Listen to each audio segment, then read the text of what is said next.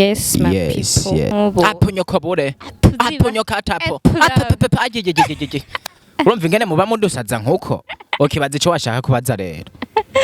None nkunda kubaza. Kajya ka introduction genre utangura ukavuga ati Murundi yarumbiye n'abavyeyi shaka gaca kubwira Ives agaca kubwira ati uko siko basaba bamwiga gusaba abantu muciye bugufi mwakivuye gute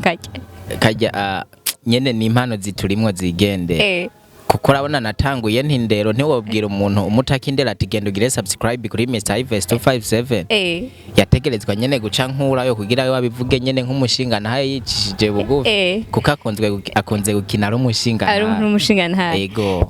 hari akantu ukunda kugira kavuga ka face yeah Eyo badma Baby face on the floor kama down wapyo da command rap korea Eyo badma Ego urayuka igendera bariri kira dodo dodora tangitanguri gwacuri yigiti ego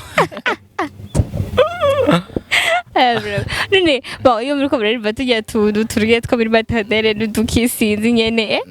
en fait tuba tugiye muri studio kenshi dukunze gukina ari higanwa ry'abaririmbyi sasa rero tugiye muri studio ntidukora nk'abaririmbyi ahubwo dukora nk'abakomedi ca dupfa ururirimbo tuzanye rwa ruririmbo tuzi nyene basi umuntu agumvise avuga ati bajya niba abakomedi nyene kweri s'abaririmbyi kenshi dukunze kuririmba nyene ibikontreta nta numwe yigera jana na beat n'ibikontreta gusa yego kugira nyene turirimbe nk'abakomedi nk'akantu gatoya basi gatoya nyene kugira ngo twumvishe nyene ivyo muri mutazi ko hari utwuba wibuka nk'ako kuririmba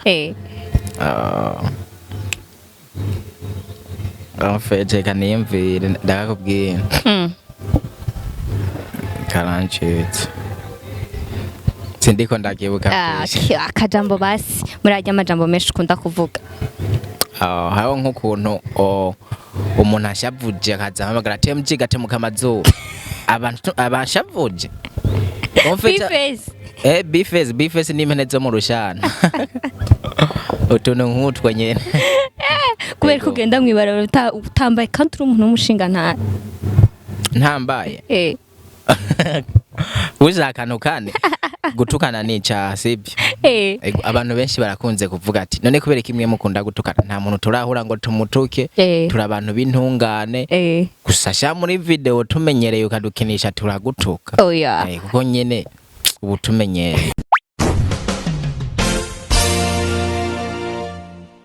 bakunzi ba PITV ndabahaye mwiriwe canke mwaramutse bivanye naho umwe wese aherereye comme d'habitude mukaba muri kumwe na Marie Grace Izere Miteragaga la grande la belle queen pour toujours nkaba nongeye kubaha ikaze mu kiganiro twabateguriye uyu munsi tukaba twagiwe opportunity yo gutembera ku kigo ca Safe School hano aho twaje kuganira n'umuntu hano turakuramukije cyane ya murakoze cyane meze neza ego ndabona ko ibintu ni wane ni fine nashaka kuturamukiriza abakunzi ba PITV ya abakunzi ba Peace International TV ndabaramukije kameme nk'umuntu yiga kuri Safe School murumva ko icongereza vraiment ni twidog oya nta kanenge wo gitora vraiment ego uno munsi twatagiye opportunity yo kuganira nawe bega amazina yawe witwa gute ya ni TMG King of Bad Face umurundi yarombiye igihugu n'abavyeyi ego umuhungu yagize gute umurundi yarombiye igihugu n'abavyeyi uvuze uko ushatse kuvuga iki en fait hari ukuntu nkunze gukina nkunje isura muri video fise isura mbi nk'iya shetani naho naramubona niyo mpamvu naciye nitwa umurundi yarombiye igihugu n'abavyeyi ego ku mazina y'abavyeyi bakwisuka witwa gute sinkunze kuyavuga gusa ni Terence okay Terence tete uno musizo ukoresha tete none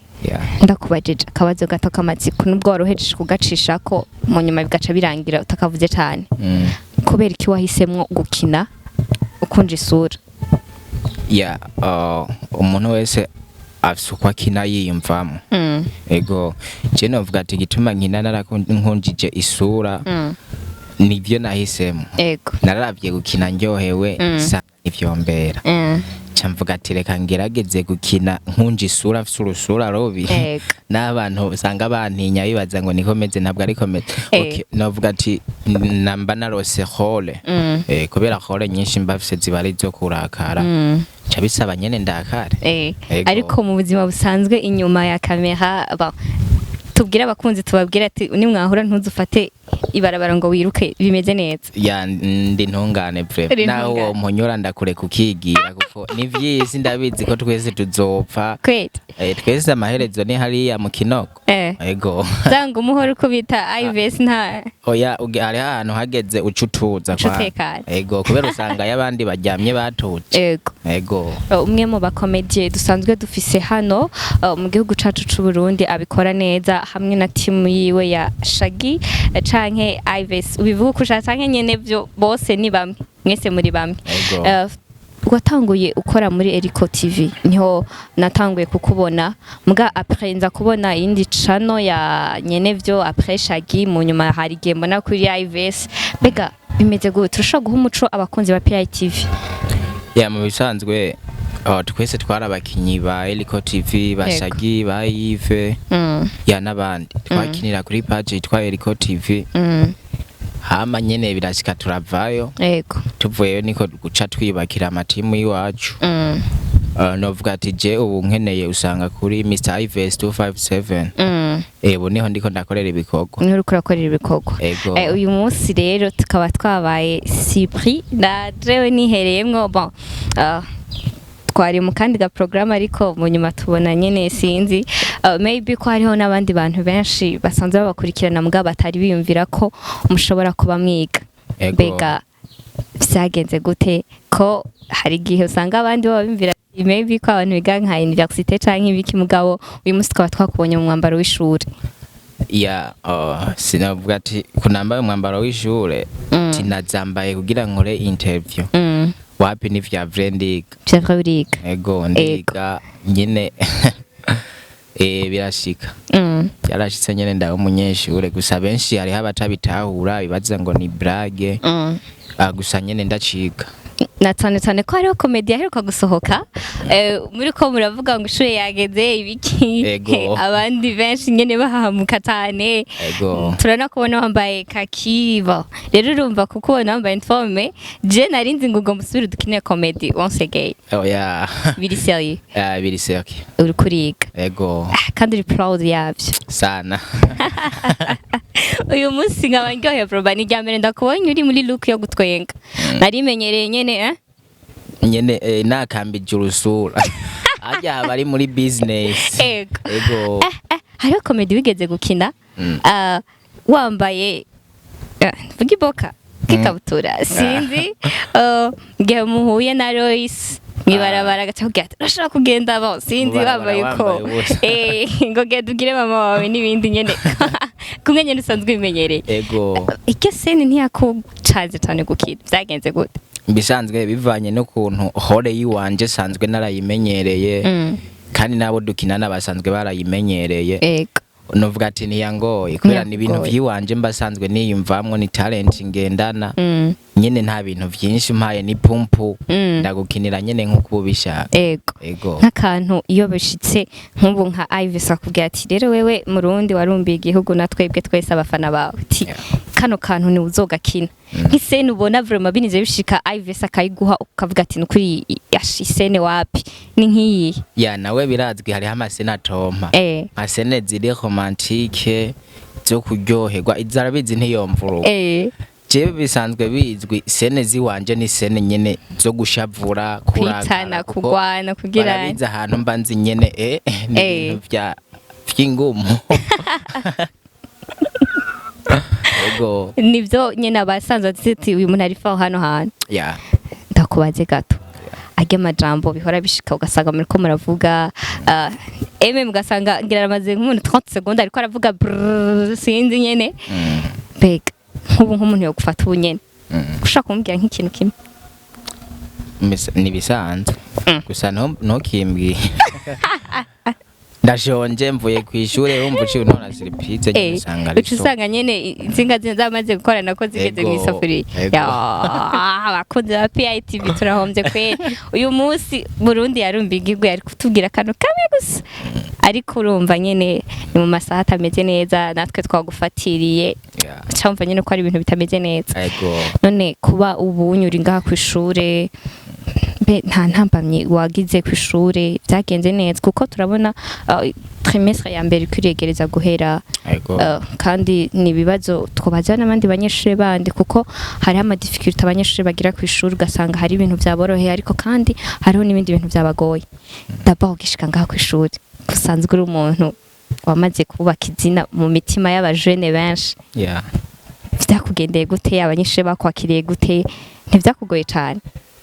navuga ati ntivyangoye cyane gusa nyene baravyishimiye bambonye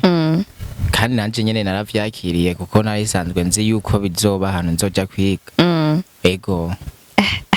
ucubona ati mu mashuri yose ari Bujumbura ifoke nja kuri safe school niryo shure novuga ati ryanyoheye ishure rimeze neza rifise abarezi beza bigisha neza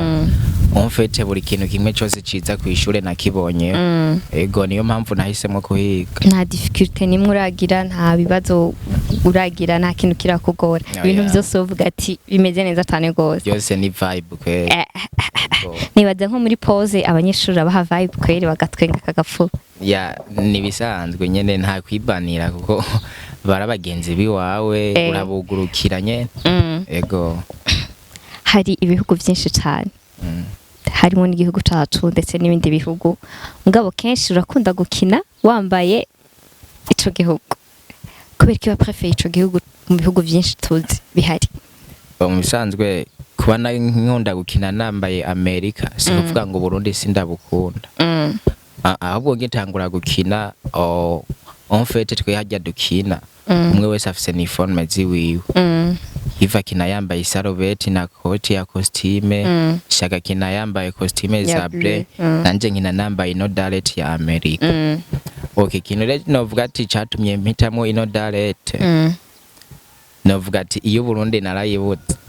ndayibuze niyi novuga ati ni pale accident siyo nashaka kwambara ego nashaka nyene ikintu mvuga ati mfuke mu mutwe vyonyene tu cansanga nyene ikintu cyo kiriko kiragera kure uko usanga abantu bariko barantahura ati kubera iki wambara Amerika kandi uri mu Burundi yego dalete y'u Burundi narayibutse ego ukuvuga abafans bacu bavyumve ko murakunda igihugu cacu ahubwo nuko nyene vyabaye accident nyene ucusanga akazi nako nigashobora guhagara utegerezwa kuronka uniform ucitamwo Amerika ego none ko musanze mukorera ibikorwa byanyu Ngozi ariko ubu unye mukaba muri ngaha kwishure mbega ntibishika bikaguperturbe ukuntu ushobora gutunganya ivy'ishuri n'ukundi kuntu ushobora kuza gutunganya ibintu vya comedy mu bisanzwe ikintu cyose ni plan yaco kandi ikintu cyose ni mu mutwe sikuvuga ngo birangora kuko sikindi gihugu nagiyemwo novuga ati kugira nje gukora ndinda gufata indege wapi ahubwo nyene novuga ati nkubu nsize stock y'ivyo twakoze biza birasohoka ndino obiheze ndasubirayo nko muri weekend tugakora hama nkaca ngaruka kwishura okay no kuvuga mwebwe nyene muramenye kuno mwi programme mu majambo make ego okay nk'umukomedi wa mbere rero dukunda kandi dufana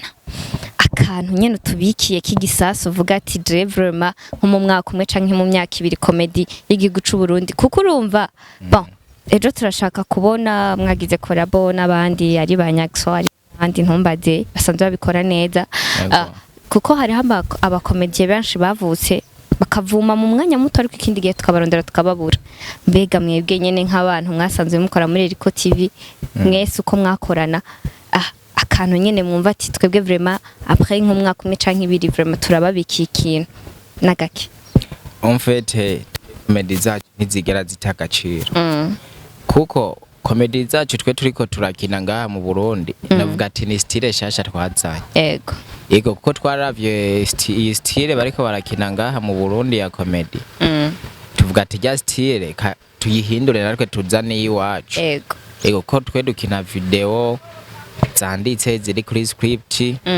muganga aha mu Burundi ntabwo ariko abandi babikora. Ego. Niyo mpamvu rero comedy yacu ntizigera itagaciro. Na hariyo tuzoba twarahereyeko ntabwo izigera itagaciro. Ego. Hari abantu benshi cyane mu ma commentaire canke mu bindi bintu bihora bishika ugasanga bakomanse nk'ibintu nyene bituma umuntu abashoke canke akagira ikindi kibazo. Na cyane ko hariho benshi bavuga ko muri ko mugira kopie kore ya comedy za Nyagso. Benshi bakanabihagararako. Bega iyo bishitse mu kumva ayo makuru muhora muvyakira gute? Tuvyakira neza kuko umuntu iyagusumbura vyemera kandi kumigira ko n'ibintu bisanzwe. Kandi kugira kopi ku muntu samakosa. Ahubwo amakosa nuko ugira kopi kijya kintu yakoze ugacukizana kujya nyene nawe ntushiremwe ubuhinga bw'iwawe. Twe turagira kopi gusa ntiduca tuzana bijya vy'iwabo. Ahubwo nariko ca twongezamwe kandi kantu keza kiwacu. Wow. Niyo mpamvu ucira ubwenge gose ni nayo mpamvu abakunzi tugufana cyane baba wishira amajambo y'ubwenge naho nyene bitameze neza. Ndangiza rero ndagushimira cyane ku mwanya mwiza wampaye. Maybe ko warufite ibindi bintu byinshi byo gukora ngabo watwumvirije vraiment bitandukanye na ya visage nahora mbona mvuga ati umunsi twahuye gusimba clôture niruka. Nibisanzwe. Ego mwakoze cyane kuduha umwanya kugira ngo n'ikindi gihe twabahamagara muzoza ariko mumeze neza muhaze mutari tumeze fight nyene. Tubemere ikiganiro abakunzi uzoza kukiduha. Nta kibazo bazovyandika muri commentaire. Sawa bakunzi ba PITV turabashimiye ko mwabanye nacu. Mutibagira kugira like, share ndetse na commentaire zanyu ziba nziza canke mbi ko ziba zimeze kose vraiment turazikunda ziraturuhura. Comme d'habitude mukamwari kumwe na MR YVES mugire muhinga mu mwiza mwese canke igitondo ciza bivanye n'umwese ahaherereye. Ndabakunda cane. Ciao.